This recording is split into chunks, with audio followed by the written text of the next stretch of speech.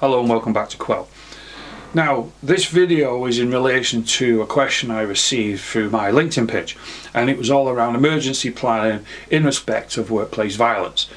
And it is an interesting question, to tell you the truth, especially around the training element as well.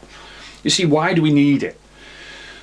If you take an example of what I do with my clients, when my clients come to me and say, well, we need this, this, this and this, and sometimes I say, well, okay, can we organise a level of training around an emergency? And I'll go, right, okay.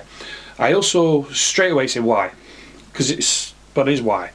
Why do we need this type of training? What is the purpose? Have we got assaults? Have we got high level threats? Have we got stalking? What have we actually got that needs an emergency plan to go with it?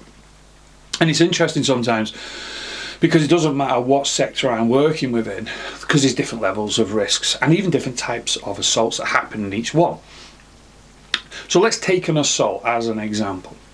I will always turn round to my client and say, right, okay, let's say we have an assault. What are we going to do? Who's our first responders?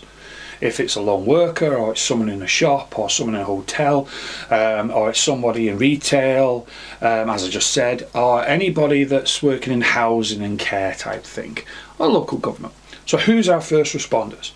Is our first responders going to be there to do first aid, support, and what can they actually do? Now, I don't mean they run in and start kicking off and doing a Bruce Lee and all that crap, but what is their specific role? So everyone has to have a role. Do you know what I mean? You can't just turn around and say, right, everyone run into the office, or everyone run into reception, or everyone run into the bar, because it just doesn't work. Then you've got to look at the report and recording.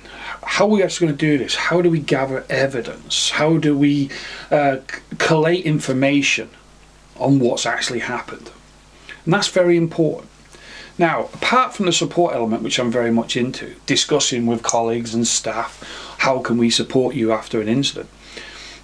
I actually try to run, let's just say, a company through an incident.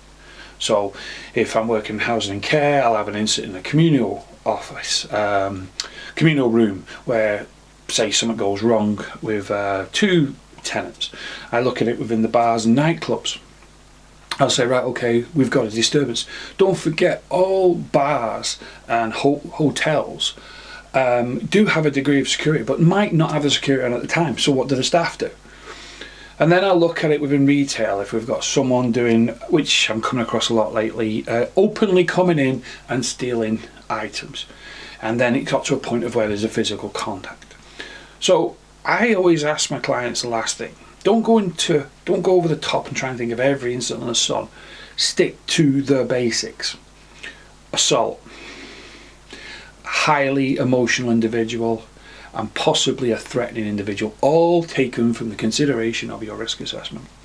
And then put it into a system, a simple A4 system of what you will do or your colleagues will do in the event of a serious incident happening, and you class it as an emergency.